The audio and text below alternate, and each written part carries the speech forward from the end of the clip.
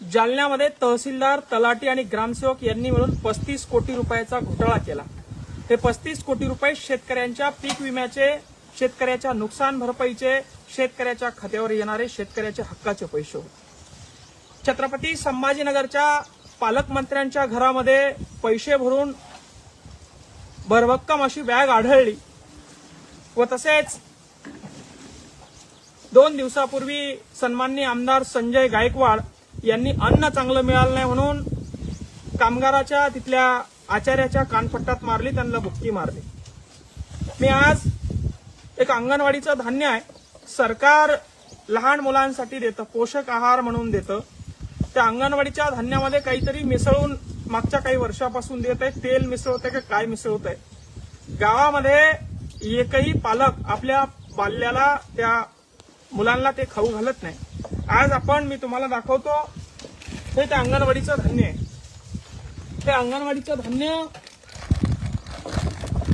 ते काय आहे ते समजण्यालाच मला वाटतं याच्यामध्ये साखर, सुगडी असं काहीतरी मिक्स केलेलं आहे। हे दाखवण्याचा उद्देश एकच आहे, जर का आमदाराचं धान्य या ठिकाणी जेवण बरोबर नसेल आणि तुम्ही आचार्याला मारत असेल तर आमचे रस्ते बरोबर नाहीये, ते काम तुमचं आहे। ते रस्ते बरोबर कोणी करायचे? आमच्या शाळा बरोबर नाहीये, आमचे हॉस्पिटल बरोबर नाहीये, आमच्या घाटी, आमची व्यवस्था, आमची आरोग्य व्यवस्था बरोबर नाहीये, तर आम्ही कुणाच्या थोबाडीत मारायचा हा प्रश्न या ठिकाणी निर्माण होतोय।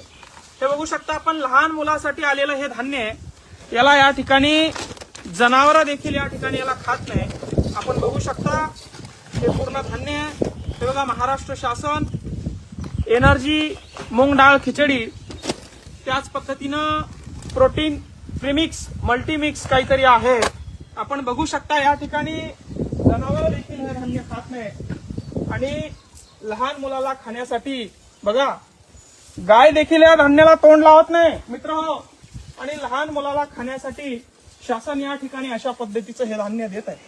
आपण बघू शकता एवढ्या निकृष्ट दर्जाचं हे धान्य महाराष्ट्र शासन अंगणवाडीमध्ये वाटप करत आहे आणि मूंग गिळून, डाळ गप्प गिळून या ठिकाणी हे घरोघरी वाटल्या जात आहे आणि पालक या ठिकाणी नाविलाजाने शांत आहेत। त्याच्यावर एक आमदार म्हणून, आमदाराचा लोकप्रतिनिधी म्हणून आवाज उचलण्याचं काम आहे।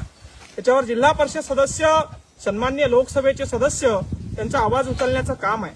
मात्र अधिकारी आणि आमदार हे सगळे मिळून हा भ्रष्टाचार करत आहेत। जालन्यामध्ये जो प्रकार घडला त्यामध्ये आमदार देखील सामील आहेत। जालन्यामध्ये जे शेतकऱ्यांचे पैसे खाण्यात आले त्यामध्ये देखील आमदार सामील आहेत।